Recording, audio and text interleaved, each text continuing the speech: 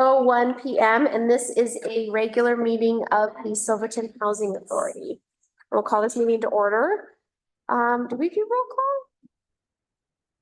All trustees are present. All the Board of Housing Authority is present, including Ann Pace, Deputy Clerk Valerie, Melina Marks, Bevan, Gloria Koshberger. Okay, great. Hey, that'll work. No. Actually, sorry, I'm gonna follow protocol. We have public comment period as part of this. We don't have anybody in person. We don't have anybody on Zoom, right? Nope. Nobody on Zoom for public comment, so we'll close public comment. There you go. Great. Starting off with staff report, most notable things here. I applied for Department of Local Affairs technical assistance to develop a policy or policies or incentives to incentivize private market development of affordable housing and potentially turning that into some sort of revenue stream for the housing authority. Applications closed last week. We'll hear back any day now. Interviews are expected in mid-June. And this was an item on our action list from the Building Better Places training that we did. And that action plan that we adopted, I think it was last meeting. I just attached the application below the director's report in your packet, just so you know sort of what we're going after. And I will keep you updated as I hear back. Can I add a quick piece to that for those who didn't get to go to the lovely training that Gwen and I participated in? This was kind of the idea that the town alone is not going to solve housing by just building a bunch of housing, right? Or a handful at a time. If we can try to help the private market create space or incentives or make it more appealing for the private market to build some of these sizes and scale of units that we need to be more affordable. And also the idea of like, could there be fees associated with certain developments that then could fund the housing authority, right? Like if developers, when they go to do a PUD or do something like that, there's a fee attached to it and then that could fund housing authority. So there's all kinds of, that's kind of the thing that Anne is talking about and exploring when we're talking about housing policy for private developers. And the technical assistance here is really key because it adds capacity to our organization to address these endeavors. Yeah, fingers crossed that we get it. That's great. Another notable thing is we conducted interviews for the Anvil Mountain multifamily RFP, and I'll be presenting on that in a little bit here.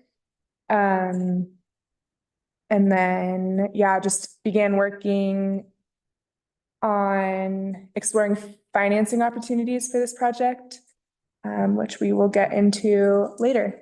Does anyone have any questions or notes based on the director's report? Great. Okay, so moving on, like I said, the Anvil multifamily RFP closed April 16th. The review committee was composed of staff and we did an internal review. We received 2 proposals. And this is for lots 16, 17, 23, and 24 in Anvil Mountain subdivision. They are allotted for multifamily townhomes, more dense units. This is the side of the donut hole.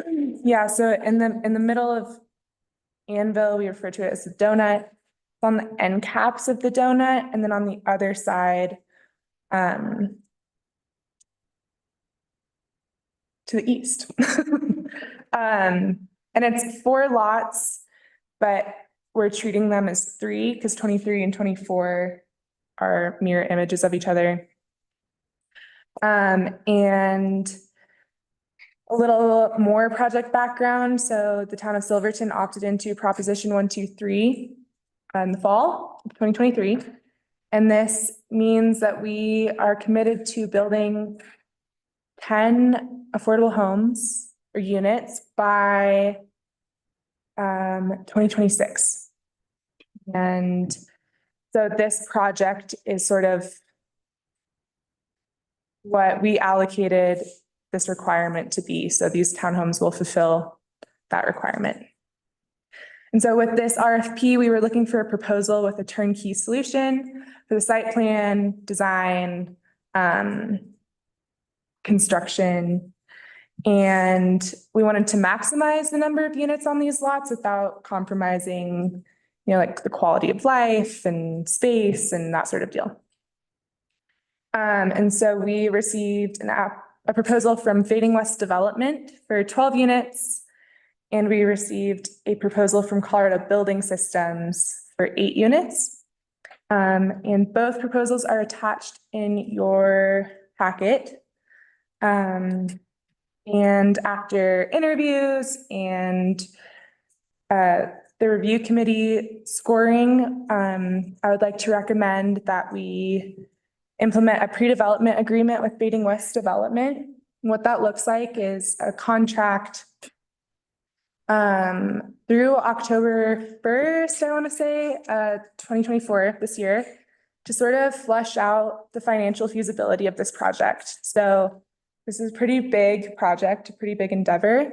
And funding is turning out to be a little bit difficult.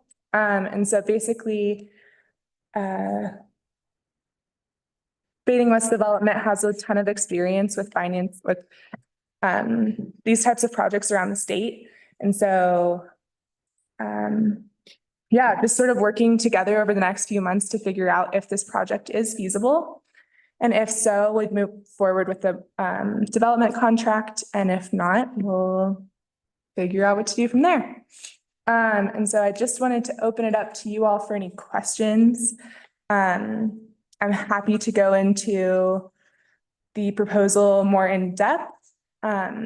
We also have Bleeker from Fading West Development available for any questions. So yeah, I guess I'll just start there, and I'm happy to fill in any gaps or anything that you all are wondering. Have any of you seen these buildings that they build? I mean, I looked at their website. But nobody's actually walked through one? Mm-mm. They are building a development of them, houses for that Fitting West built in Uray, just south of town. So down by the, kind of near the old mill. So they will be available probably within, I mean, Meeker can speak to it, but they'll probably be available to tour soon. I think what's really exciting about this, Anne, and Bleeker, thanks for joining us. I've seen news of these folks in the paper and stuff, of this ability to really scale up. I think that's really exciting, and provides a lot of cost benefit for us. So I know both proposals we got was in regards to modular, but it just really looks like, as far as kind of local and quality and deliverables, the Fading West proposal really seems strong. And I think their experience with the financing just seems really helpful, because that seems like a big roadblock, right? We need the plan, we need the contractor, we need the folks who can do it. We also need the help with the financing. And so having that expertise to call upon and ability to be kind of patient in the process seems like a big asset. So that stood out to me. On these developments, I mean, they're kind of like almost prefabs in a way, where they're like built in. So have we kind of, I read over the proposals. I didn't see much on like historical, like long-term usage. Like, are they going to hold up for 20 years is kind of my question. I think some of the prefabs can start to fall apart after a while. So wondering if there's like been kind of some research into what their long-term usage might look like. Yeah, Bleeker, did you hear that? If so, do you want to jump on? Sure. Thank you for letting me join the meeting. We do, these homes are built to, standard residential code. So, we like to think they'll last longer than site built, but they're certainly competitive with traditional site built homes in terms of longevity. For my So, husband, oh, sorry, go ahead. no, as I was saying, it really is, it's building a home in a factory. So materials, the structure itself are all of similar design and quality levels. From what I understand too, they're pretty high up to like energy code too. At least the ones that I see you're building down in Gunnison have good at like meeting their energy requirements, which I think is more updated than ours, right? So would we get that kind of design, or are we gonna meet our kind of energy requirements? We do. I mean, I think as built in our base models, these homes are very tight, and so they have tests, and I could get technical, but we well exceed the tests that show how tight they are. You're not losing air, so very energy efficient just as built. And then there are opportunities. Our base model includes cove heating. We can do a heat pump, which will cost more, but there are also incentives for those programs. So I think that's part of this process, is thinking about what the right scope is for your project and doing some, cost benefit trade-offs. But, as is, we feel these are very energy efficient. I have another one, but nope, go ahead, Ron. Homes in Gunnison, how many of those have upgraded from the cove heat to the heat pump? That's a colder climate, closer to what we have. So we have done for that phase one development, we did do heat pumps for those units. So it costs more upfront, but then longer term, it's cheaper for the residents. And there's been significant advances early on. The heat pumps, didn't operate as well in colder climates. But we have a Mitsubishi product that certainly would fit in your climate zone. So are they adding wood stoves too to some of those units? Or are they just comfortable with the heat pumps? Yeah, the heat pumps work. We typically do add cove heating in the bathrooms to make sure there's enough heat that flows to a smaller room like that. So we have not done wood stoves. I think if we're also getting into like multifamily or dense townhomes, like I would be curious to know I don't think a wood stove is necessary, and I also think it would make it a lot harder for insurance and that sort of deal. I just want to make sure people are warm enough. Oh, absolutely. Units. And I will add, Fading West Development is based in Buena Vista, and they are building for towns across the state. And so they are very familiar with the climate that we live in. That was definitely a consideration on behalf of the review committee. The other proposal, they're built in Nebraska. So we felt more comfortable with the Fading West Development design and construction because they are so familiar with the Colorado climate. Yeah, and snow load. I mean, it just struck me that there was a much more localized approach, which seems really beneficial. Lower carbon footprint. Yeah. It's also traveling less distance, so there's less impact. And the homes are, like Ann said, they are designed for this and for mountain town. Mm-hmm. They're aware of how we have to build and what the expectation is. Mm-hmm. And as far as like a house that's built in a factory, imagine buying a car that's built on the side of the road or on site. That's just. houses and the modulars you could buy 20 years ago were trash. I mean, compared to stick building a house, it's not the same thing as building a car. I'm just saying, building in an enclosed environment in our climate, Absolutely. It makes sense being able to prefab it. I totally agree. But you brought up the transport costs. And I'll be honest, for a modular home, the price per square foot was shocking. And then I looked and it's going to cost $47,000 to transport them here. And I mean, I feel like all the savings that we may have gotten is maybe going out the window with the transport costs. And again, the price per square foot was just really pretty high as far as a modular house was. And I'm wondering if you got any comparisons to local builders that do stick build as to like their price per square foot, because the average price per square foot in Colorado is half of the price per square foot for these units. We did not receive any proposals from stick-built applicants. And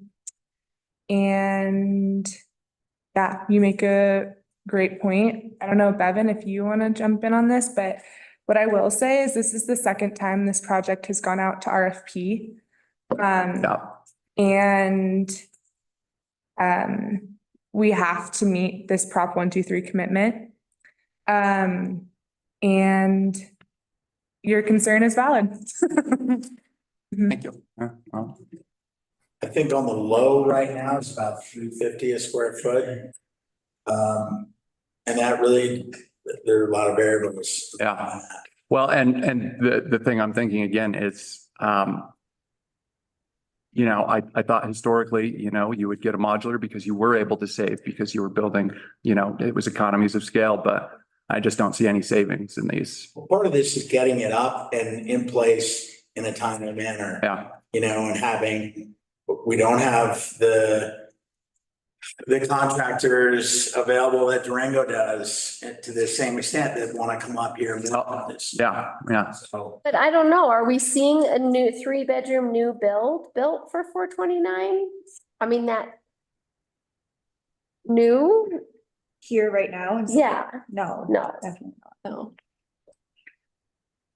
Let's see, that's a good point, Tyler. Where did you I've get got the 'em there. price per They're- square foot? It's the bottom of the schedule. On page 22.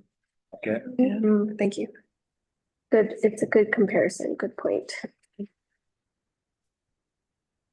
I did talk to a builder today and he thought if he did group housing like this, he could probably get the cost down around 3.25 a foot. Oh yeah, here's cost per square foot. But, and Bevan is exactly right. We just don't have, I mean, you know, most people, I'm sure if you talk to them, the same thing, it might be a year out, might be 2 years out, might be 3 years out. And so there's definitely, we don't have as many builders and it's more of a time crunch, but yeah, it's on page 22 at the very bottom. Yeah, 303, 295, 313. 320. Yeah.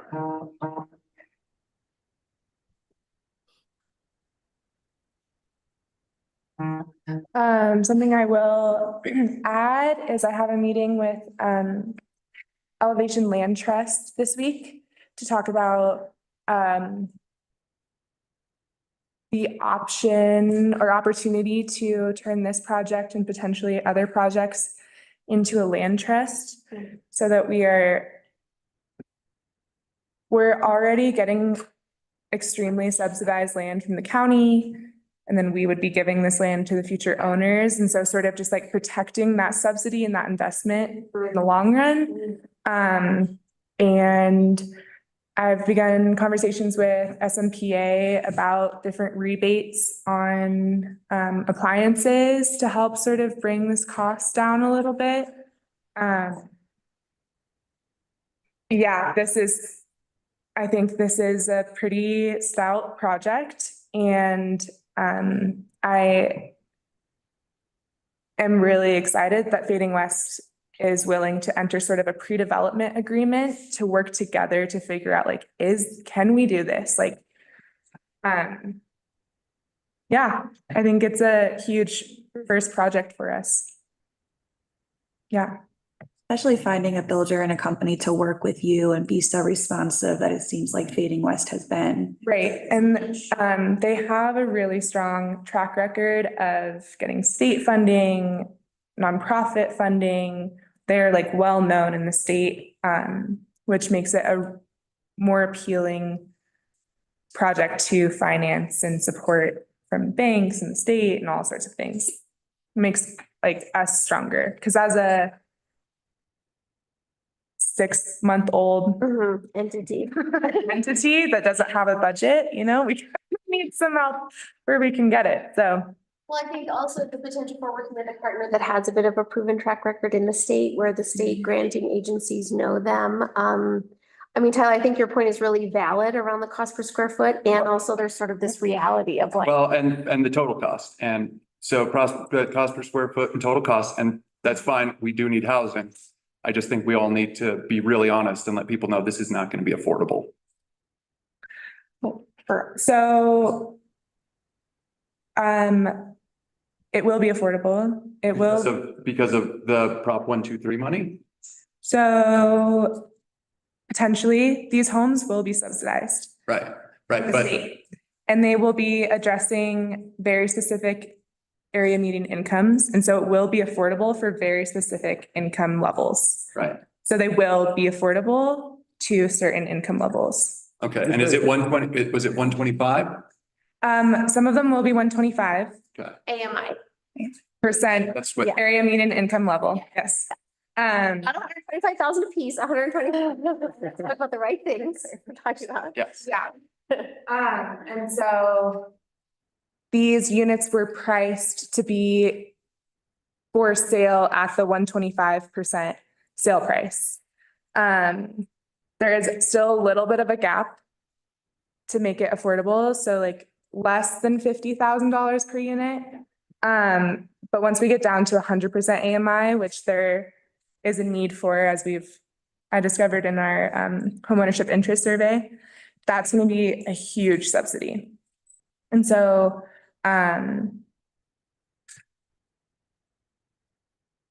these products will not be affordable to people under 100% AMI. But that's okay because we have a need for those people above 120 AMI. And when we're looking at the spreadsheet about cost per square foot and like project cost, again, this is not the for sale price. This is what it costs to build these homes on that site. And the whole problem we face is that the current cost to build the home and the cost that a vast majority of our residents can actually afford to pay in housing each month or in a down payment and a mortgage doesn't match. And so that's the reality we're all reckoning with. The state is reckoning with. But there's still going to be. So there's the price, but then there's still going to be a gap of 7%. It's going to be affordable for the tenants and the owners. Okay. It's not going to be affordable for the Silverton Housing Authority. And that is where gap funding comes in, grants, creative capital stacks comes in. Can you say that again? Creative capital what? Stacks. Okay. I like that. I want more of that in my life. Capital stack. Tell me how to do that. I got a new t-shirt for Ann. The other part of it is, and as much as having been a contractor and wanting to utilize local resources, this is a opportunity to lock in a build price and setting and know that it's gonna happen. When we have a contract with contractors as well, it's on the same mission, but it happens a lot slower. And hopefully we never see a pandemic again or experience something like that, but it's less likely to affect this being completed. Yeah. Is my observation. It's a good point, Bennett. Yeah. Thanks. And there's economies of scale here. Totally. Something I'll add is Fading West wants to use as many local contractors as possible. They've already sourced and connected with local contractors. So yeah, just because it's not a local developer per se, we are still supporting our local workforce. And then forgive me if I totally forgot to mention this, it might be in here somewhere. But what I'm imagining right now, so it's gonna be 3 quadplexes. I'm imagining 2 of the quadplexes, so 8 units will be for sale. Then the Silverton Housing Authority will have one for rentals. The gap for affordable rentals is pretty substantial.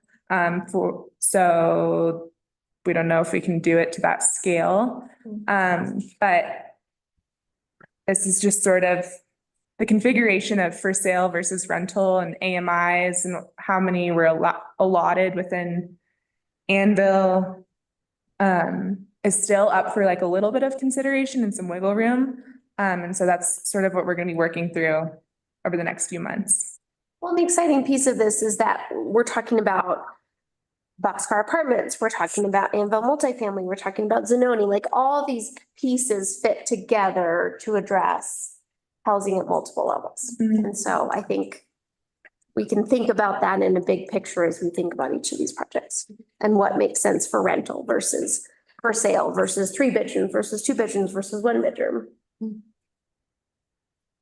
Process question. So like the idea here is to figure out if we want to do a pre-contract to see if it's feasible. And then assuming we move forward with this project, it'd still have to go through all the normal steps of like planning and zoning before it's approved.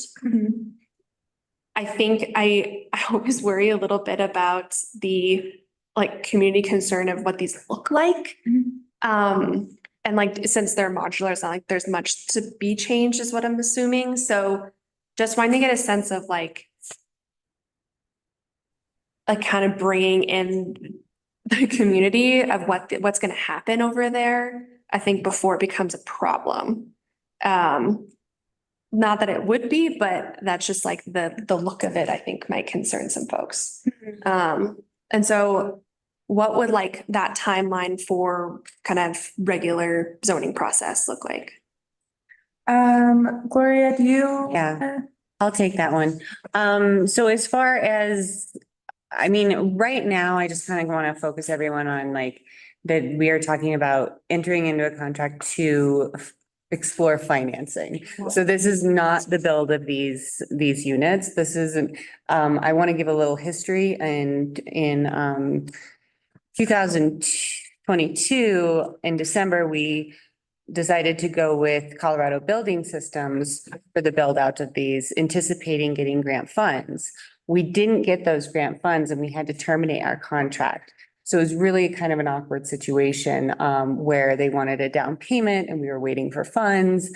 So in this situation, we didn't want that to happen. So we were very upfront with Fading West and we said, you know, we don't have a funding source right now. Would you be willing to work with this funding source? And so that's really where we're coming from at this point. As far as the design goes, I mean, I think we have some say over some colors. And Bleeker could probably tell us kind of all of our options here. But if we weren't happy with modular, we would have to go back out for RFP because we did not receive any bids from a stick built. So we are kind of stuck with these choices right now that we have to move forward with. I would love to go out to the community, but I'm also afraid that we would never get to build these houses. Because at some point we need, and we do have an A-ROD district, we do have zoning rules, and it would go through all of this, but and would follow these, but at the same time to move this project forward, I would recommend that we start with the financing and really focus on the financing. We are not saying that we are going to build these houses. We are saying that we would love to explore the financing. And manufacturers have funding options that local governments do not. And so we can leverage some of those, and we can also leverage the town's involvement, the housing authority's involvement, maybe CHAFA. Like we have a lot of different entities that we can kind of play with right now to figure that out. But that's what I would focus us on right now. And I think staying focused on the fact of what partners we have. We have Fading West as a partner, and we have a proposal from Colorado Building Solutions. And so I think the recommendation from staff is that Fading West is a really great partner. And the next step is funding, because all this is a moot point if we can't find funding for a multi-million-dollar project. Yeah. And did you look at the pictures? Yeah. Okay. I'm not. I think for that area that, like, because we don't have anything there already, and like the apartments and some of those older condos, I think that we've called them for years. I think, you know, this is a step up from maybe some of the things, but, I don't feel like I'm not that concerned, But but I have heard concerns. yes, I understand. That to actually be a barrier, Yeah. I think is what I'm trying to get at. Yeah. What I would say is that the plan for Anvil existed before anyone bought land there. And it has always been planned to be affordable workforce housing. And Including multifamily. including multifamily, and while concerns are valid, and we will absolutely consider them, like Gloria said, like, wow, it would be such a shame if the design of a building prevented affordable housing. Yeah. Even if it met all our standards. And that's what, and if people are concerned about that, what I would tell them is start getting involved in our land use and development code. Love the pitch. That's so good. Off mute for a second. I just want to see if you had anything to add since you kindly joined us tonight.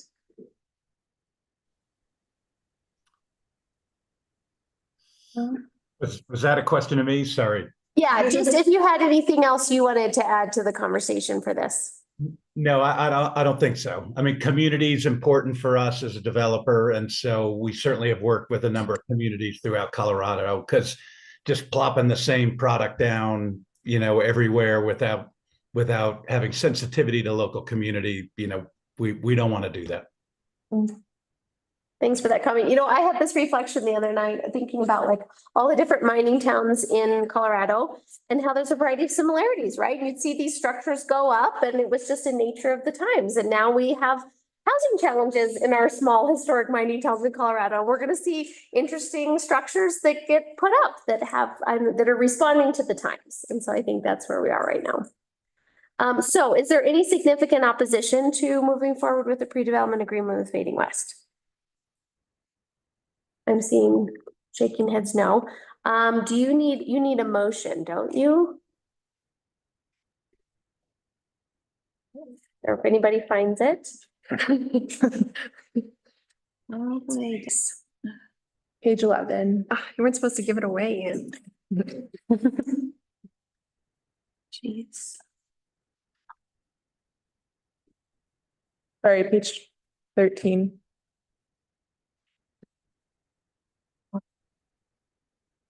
Okay, so I would entertain a motion to implement the pre-development agreement with Fading West Development for the Anvil project. Second, You move. I'll move. Second. Are you good, Melina? Hey, roll call, please. Trustee Halverson, Yes. trustee Gardner, Yes. trustee Schitger, Yes. trustee Wakefield, Yes. George, Yes. Pro Tem Harper, Yes. Mayor Cranker. Yes. Thank you, Bleecker. Thank you, Bleecker. Thanks. Thank you. Thank you all. We'll look forward to working with you. Us too. Thanks a lot. Great work on this report, staff. This was really comprehensive. I love that chart. Thank you. Wallpaper and. You're not picking finishes yet. Forgot. Next time. All right, Anne, it's still to you. We have a special request. I think our next item is market study proposal. Thank you. I'm just scrolling through this packet. Look, I have to say it was beautiful data depiction, and I just wanted to applaud your excellent suite of skills. And you're a huge asset. Thank you so much. Bear with me. I'll give you another compliment, and I really feel like you living down in Anvil, I'm from such a place of authority on. But you're speaking from like actual lived experience here. So I think it just is a credit to you. Yeah.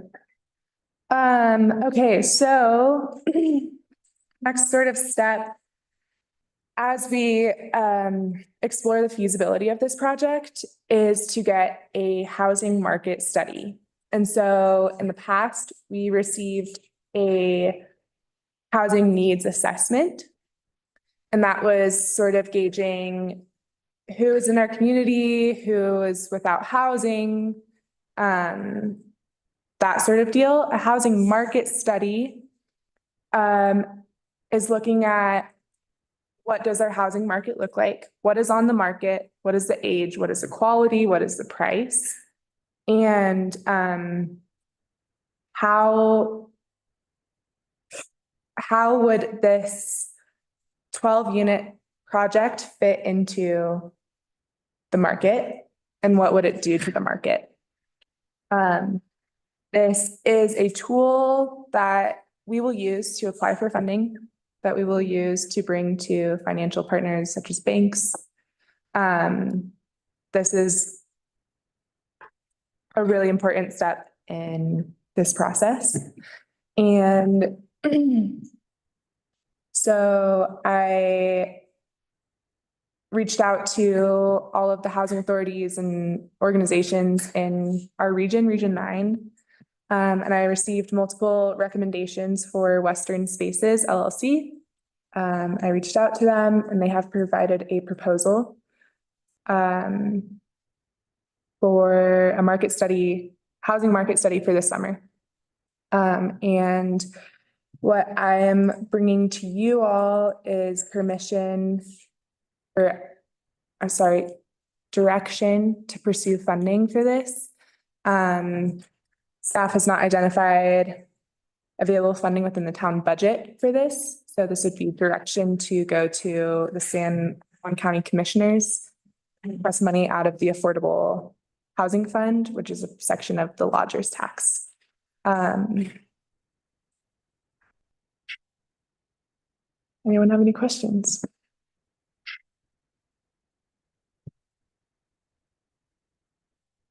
This standard for kind of these projects to get this sort of study done?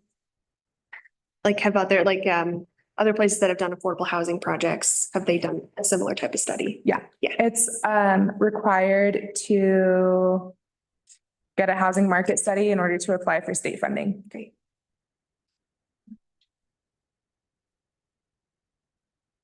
I just saw one thing. Under cost, it says the proposed budget for completion of the Dillon market analysis. Yes, I will have her fix that. I'm sure she just copy and pasted a previous proposal that she's used. But yes, before I sign anything, I will absolutely make sure that that is resolved. But that cost estimate is what she's told me. That's correct. Okay. It seems like a great leverage of the Affordable Housing Fund dollars, right? Like it's not a huge amount. It's not like there's a ton of money in that we could build a unit with, but I think it's a great partnership with San Juan County and the commissioners and that fund to help support something like this. Seems like a great way to leverage it. Are we going to need to do these every time we have like another development coming through? Like this is something that we'll probably have to do in future to secure more funding. Okay, perfect. This is what regular developers do as well. Okay. So it's not specific to affordable housing, but if someone is looking to put a development in a town, they will get a market study to bring to their investors and bring to the banks and that sort of deal.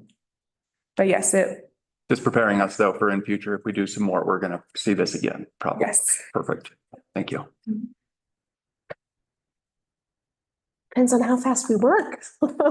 Just kidding. Any other comments, thoughts? Okay. Anybody opposed to direction to approach the tourism board for this funding? San Juan County Board. County board, thanks. Nope. No, okay. Consider yourself directed, Anne. Thank you. All right, we have 20 minutes left. We've done a beautiful survey. Yes, okay, so.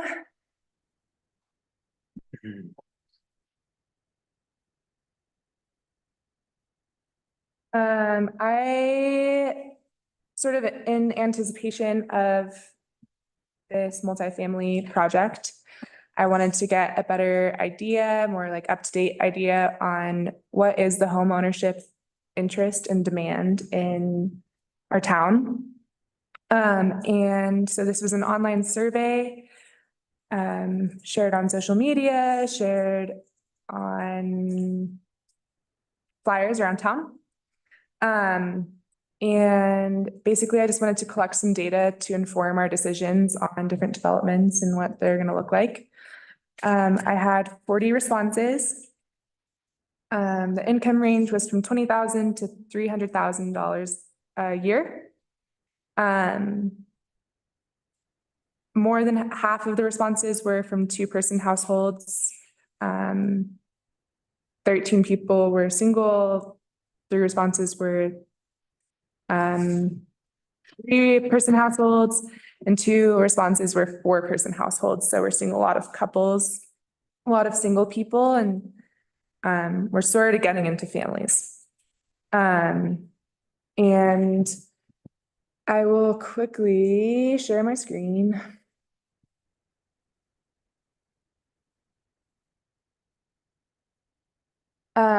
My apologies for not including this. And I will amend this survey data and put it on our website. But this is the distribution of responses based on AMI levels. So we had a lot of people who make under 80% AMI apply or respond. This was really interesting to me.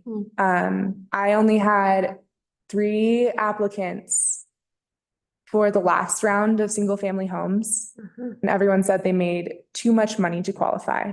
And so this is really interesting. I'm thinking that people just weren't ready or caught off guard and couldn't get an application in on time, but there's a significant demand for heavily subsidized housing. This is For purchase. for purchase. And this is just a different visualization of that. But I kind of like this one better. And I will put this into this report. And then I'll just keep sharing. Nope, I won't. So if anyone is watching online. Okay. So this is annual income earned by household size. I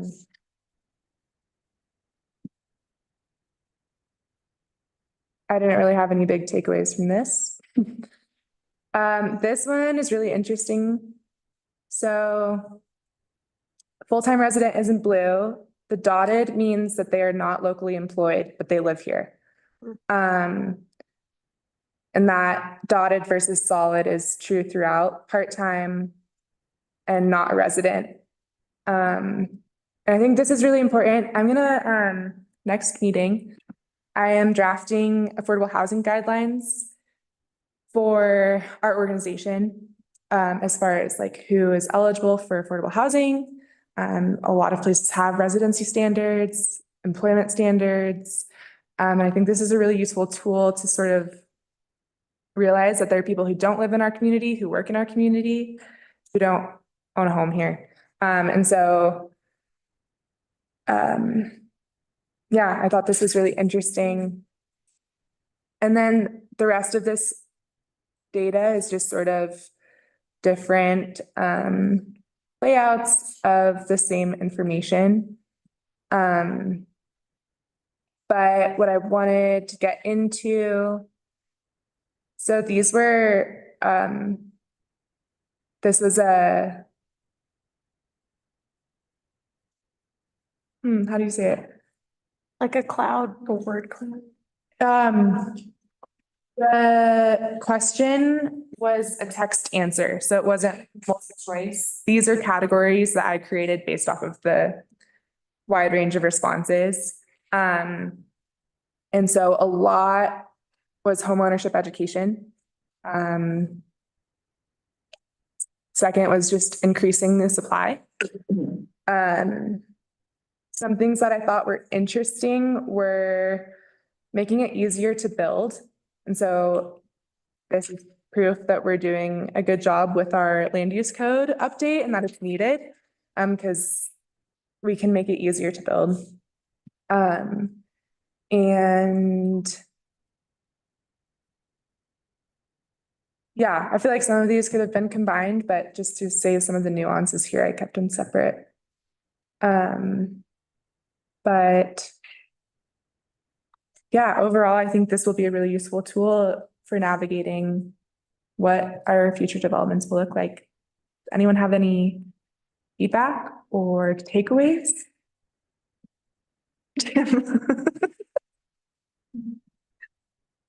Awesome.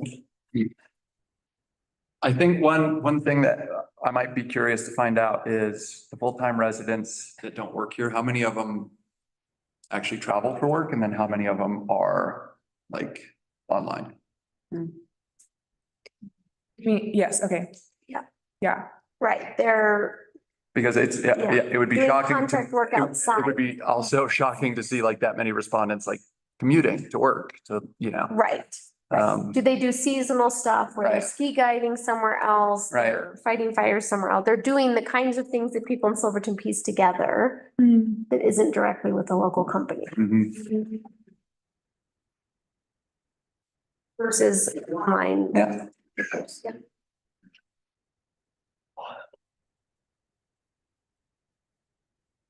And is there a sweet spot for funding for home ownership with AMI? Because I think that, like you said, I find this interesting that there were a decent number of respondents that seem to be within a lower AMI category. And is there a sweet spot for funding for that? Because it seemed like in the lottery, we were dealing a lot with like missing middle and making a little bit too much, but now here we're kind of having a little bit different story. So can you speak a little bit to funding and this? Yes. 100% and 80% are like the key numbers.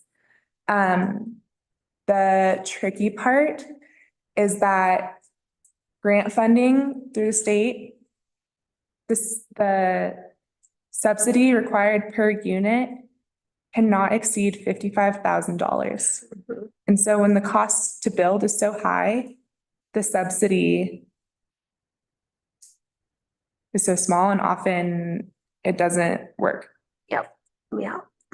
We have this catch-22. Let's to target these folks, cost this much to build, we'll give you this much. Oh, wait, now this house can't address that need. Yep.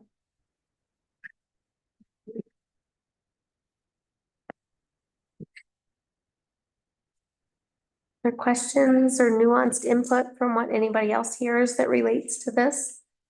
Like in comparison to other surveys, do you think the 4 responses, that was a good response number or not as much as participation as you would like, or? I thought it was pretty good. Yeah. It was the first official, I think it was the first official survey from the Silverton Housing Authority. But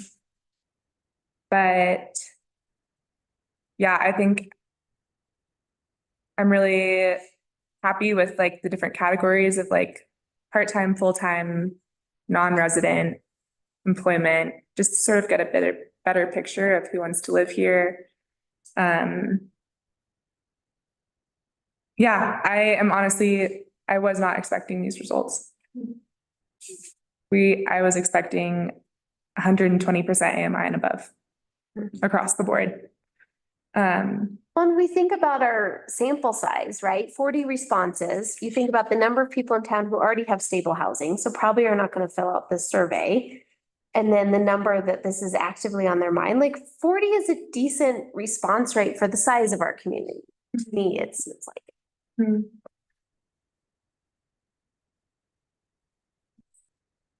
Yeah, I'm curious about the question of readiness to purchase a home. I think that's, Are you ready to purchase a home in the fall of 2024? right. So immediately. Yeah, yeah. I'm just surprised, honestly, to see that there's multiple respondents here that are, around and even one below the 50% AMI level that responded yes. And I think that's The lowest response, unexpected. 35% Yeah. AMI. Yeah. and Right. Carl, building on that is the question of like ready to purchase a home. I mean, are you assuming pre-qualified and has a lender? Right? I didn't Or verify that as that's I specifically. wish that I had.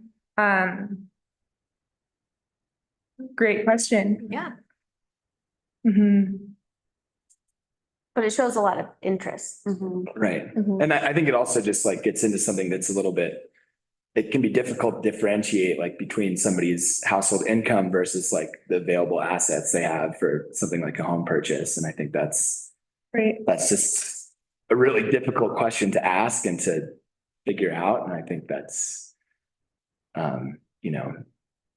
it's something we're just gonna have to keep, puzzling over because AMI is such a small piece of the picture in a lot of cases. That might go hand in hand with the homeownership education request too. So I have a feeling like sounds easier than it looks, And so maybe, do you feel like that capacity for like education is still on your plate or? Personally, I don't have capacity, but Homes Fund in Durango serves several different counties, and San Juan Development paid them to come up in October, November last year. And I think the participation was pretty low. And so I would really, next time we bring Homes Fund up here, I would really have you all be advocates and really make people go to it because Homes Fund is such an incredible organization. Beyond like the affordable housing, like they will help you subsidize a market rate house. And so with like shared appreciation. So this is sort of like a really cool technique and a different approach that's not these like deed restricted, heavily subsidized options. And so they hold free classes, it's like $15 though for the book. But in Durango, Cortez, Bayfield, and I would like to get them up here soon, but I really want to build sort of a better communications path towards these people who are interested in homeownership. And a lot of these responses were anonymous, which is totally okay.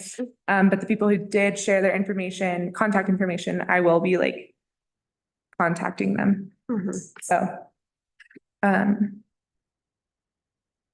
yes. And then we are still in the wait list for Silverton Housing Authority website. I think that will be like a really beneficial tool once that's running. Yeah. All right, well, I'm looking at the time. I want to give us a few minutes to break before our next meeting. And I think this is a great testament to your skill set. Thank you.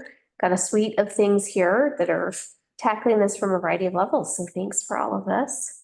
Keep on the good work. Yeah, so it is 6:55 and I'll adjourn this meeting of the Silverton Housing Authority and we'll start our regular Town of Trustees meeting at 7 o'clock. Thanks, Ann. Thanks, everyone.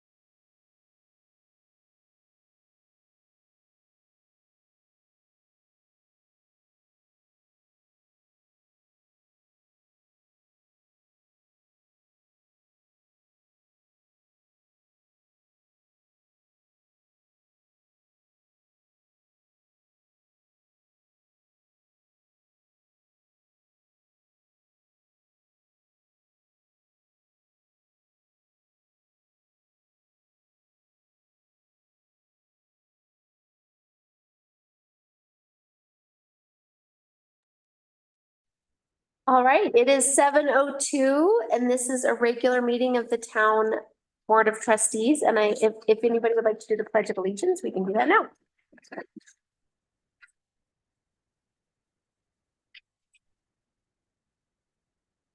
United States of America, to the republic, which stands under God, indivisible, with liberty and justice for all.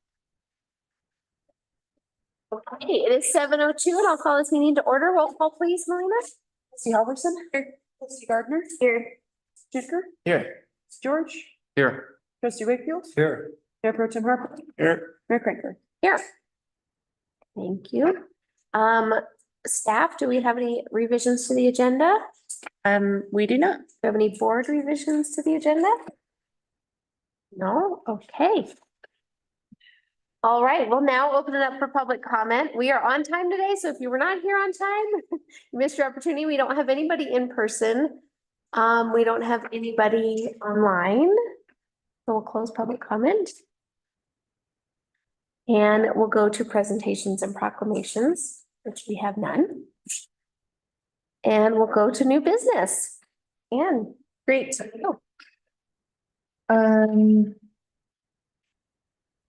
Sorry, I just have so much for you. Welcome back. Yeah. Okay, so. Town of Silverton was awarded, $88,090 in grant funding and a match from San Juan County for the pre-development engineering plans of lots 1 and 32 in Anvil Mountain. Those are located uphill of the existing Anvil apartments. Town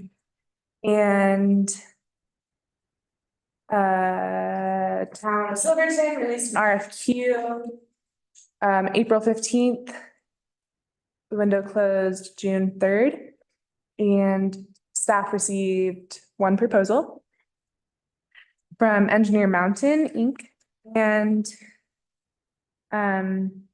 basically what this next phase of the project is going to be is looking at the lots and the site and making a plan for site plan, water, utilities, infrastructure, the footprint of the building. So where are they going to go? Where are the roads going to go? And a potential retaining wall. But basically just getting the site designed and ready for the next step of development. And these lots were I'm blanking on the word. They were found to be eligible for environmental cleanup. And so Lucy is working on basically giving the go-ahead to Ramble, who is our Brownsfield Contract. And so basically Lisa Adair and Ramble will be working together through the cleanup and creating a plan for the site. And in order to use the grant funding that we received, which is the Energy and Mineral Impact Assistance Fund, More Housing Now, EIAF NH, super fun to report. We needed to have released an RFP within a certain window, and we need to award an RFQ within a certain window. And so reviewing the proposal, the only notable thing is that I guess I'll back up. Lisa created a proposal in November last year for us to apply for this grant. And basically, we used her proposal to get the grant. This updated proposal is $510 over what we received in grant funding, but we just recommend putting that into the 2025 budget. And otherwise, I would like to recommend issuing an award contract to Engineer Mountain Inc. to do the scope of work laid out in the RFQ. And I'm open to any questions or comments. Questions from the board? I think it's great that they're local, and if the only issue was that $510 over, I don't think that's a huge amount that we can put in this budget, so I really like this. I had a timing question, so I know in Lisa's proposal, there were a lot of comments on like, you know, not spending a lot of time on site design and those finer details if the environmental cleanup is still happening. So do you feel like we can work through that timing of when the environmental cleanup happens and then moving to site design based on what has changed on the lot with environmental cleanup? Lisa outlines a pretty good schedule of what is this cleanup gonna look like, and not doing like the survey until the land has been cleaned up, so we're not surveying things that are gonna change later. But cleanup, if it's deemed necessary, will happen this summer. And then the plans from there then. So some of these subcontractors and folks could be on site potentially in the fall before the snow flies and then. Engineering work over the winter. We have a time frame of when we have to spend the money? By this could be wrong, but I want to say June of 2026. Okay, Sounds right. The final report is due in August, and it's usually shortly after the end of the spending. great. She had a lot of questions in there about kind of the non-contiguous lots and the portion in between. Do you have any more detail there to flesh out about? Is it an easement? Is it utilities? What is it? It is an easement, and after speaking with the community development director, we will instruct Ramble to do the cleanup so that everything is considered residential, and so it is all to residential standards of environmental cleanup. Gotcha. And then once the town owns the land, the lots will be consolidated into one lot. So that middle easement would be used for the project. Yeah, okay. The only thing of concern, which we did look into today, is the tri-state high transmission line runs behind it. So just figuring out what that easement is there. And it does not impact the buildable Like footprint. It does, but not significantly to the point where we shouldn't consider building on this lot. I think it's great because Lisa's so familiar with this space and all of the entities listed, like they have long history here, so. Yeah. Any other questions, comments from the board? Those were great questions, Dana. What? It was. I learned a lot from that. Kill them if someone else hadn't asked them. I'll make a motion to award the Boxcar Apartment Pre-Development Engineering Site Plans RFQ to Engineer Mountain Incorporated. Was that Jim second? Okay. Done. Trustee Alderson? Yes. Trustee Gardner? Yes. Trustee Schnitger? Yes. Trustee Wakefield? Yes. Trustee George? Yes. Mayor Pro Tem Harper? So. Mayor Cranker? Yes. This guy. Okay, thanks, Anne. Mm-hmm. Moving on to the consent agenda. Staff, did you have anything you want to call out there? We have our 4th of July in the park notice there for our special event.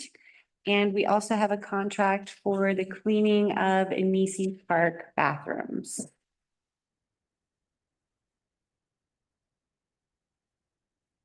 Cool. I would say everybody start preparing their floats and get ready for the fun run. Great. Any comments on the consent agenda? Questions? Weren't the janitorial services gonna cost us quite a bit more? Yes, Yes. Yeah, yes, it is. but we don't have anybody else. This is the only proposal we've gotten, and okay, Yes. perfect. Unfortunately, we didn't get any other proposals. Yeah.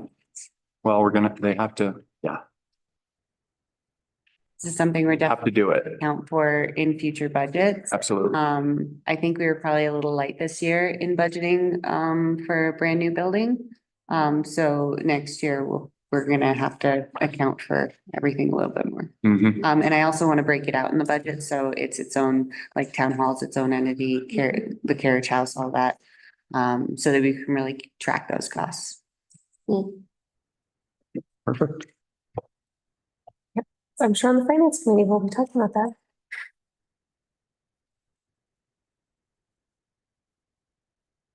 Right, I'd entertain a motion to approve the consent agenda. So moved. Okay. All right. Roll call, please. Trustee Robertson? Yes. Trustee Gardner? Yes. Trustee Stritchker? Yes. Trustee Wakefield? Yes. Trustee George? Yes. Yes. Mayor Cranker? Yes. All right, thanks, guys. All right, moving on to staff reports. Okay, first, I really want to welcome Val Coniff. She is our new deputy clerk. You will see her around and coming to us from Grand Junction. So I'm sure she's appreciating the cooler weather. Yes. Joining us.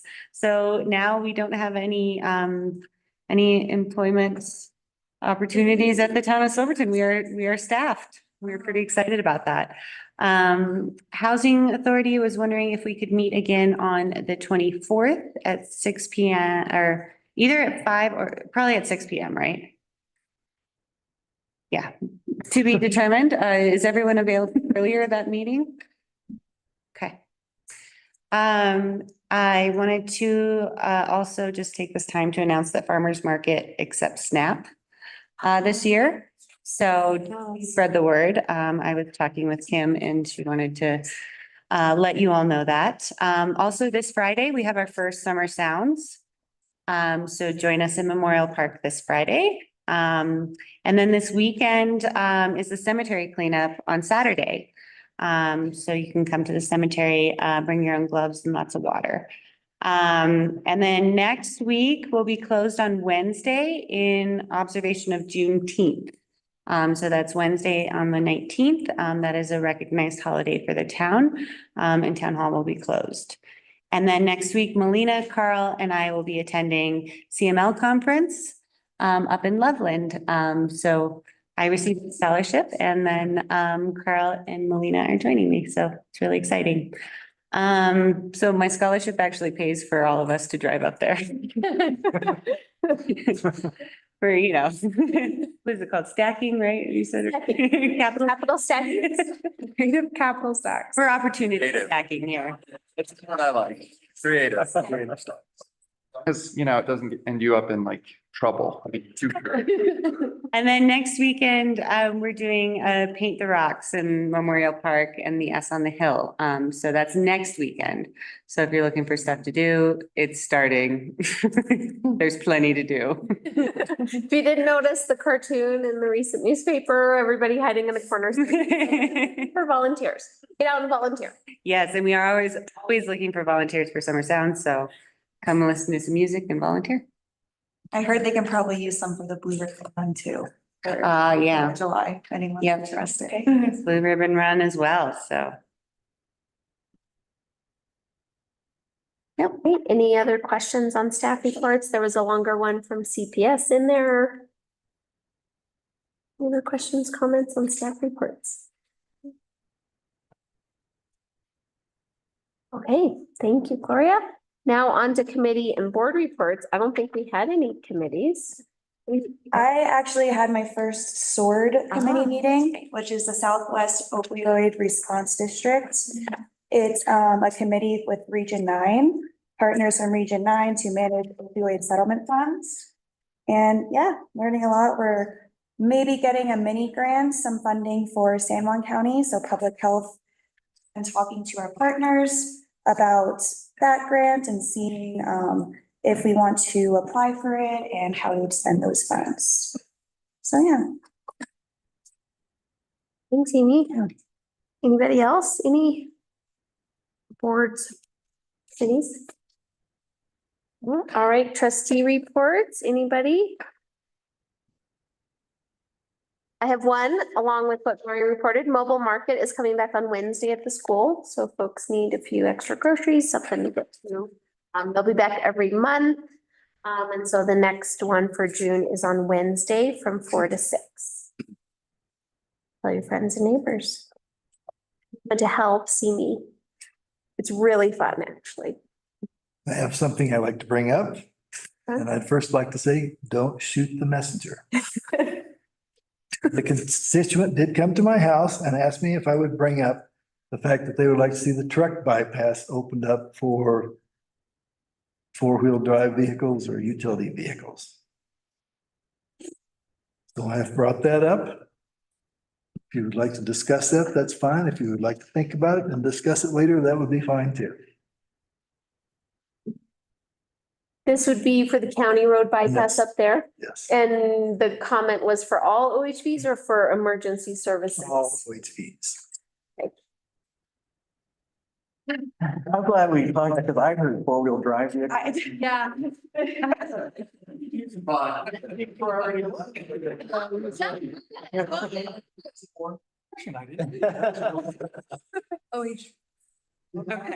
But haven't turned out well for me.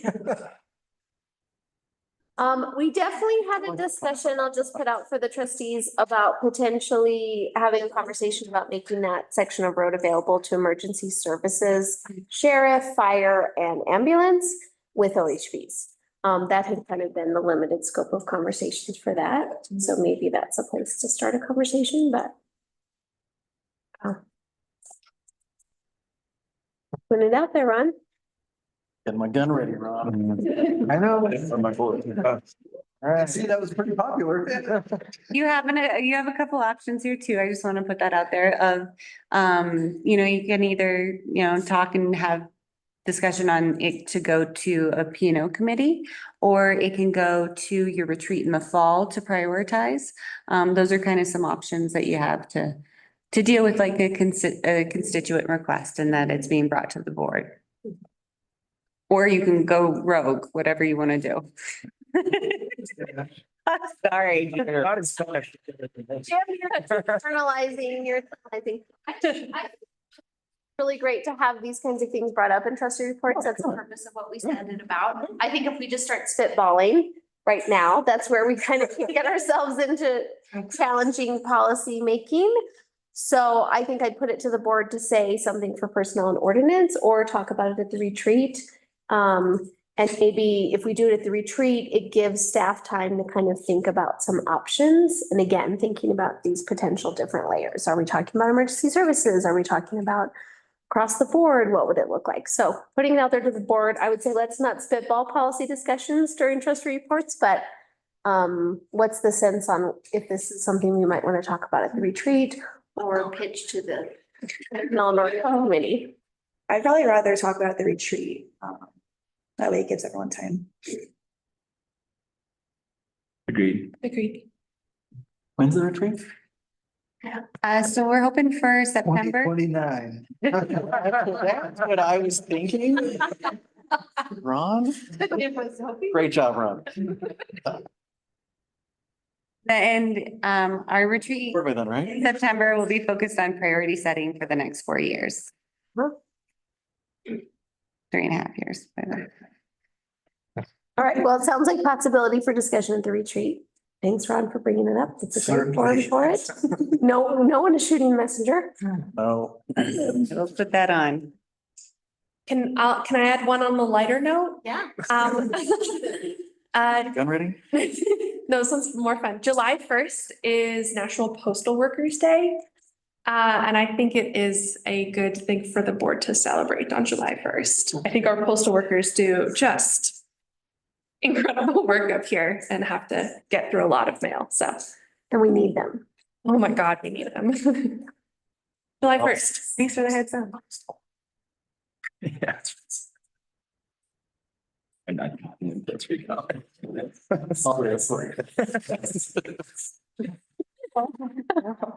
Good job, Ron. Okay, thank you. And continued business. Nothing continued business. And, we will open it up for closing public comment. There's still nobody in the audience and there's nobody online. This is to show the new trustees that we actually do have sometimes short, efficient, not a lot of agenda items. This is the record. Hour and 20. Yeah, it's for a regular meeting. Yes, yeah. So way to go, guys. Good job. Gotta be a record. Thank you, staff. And I'll adjourn this meeting. It is 7:22. Still light outside. Thank you. Incredible. Well, it's like till like 9:30 right now, so.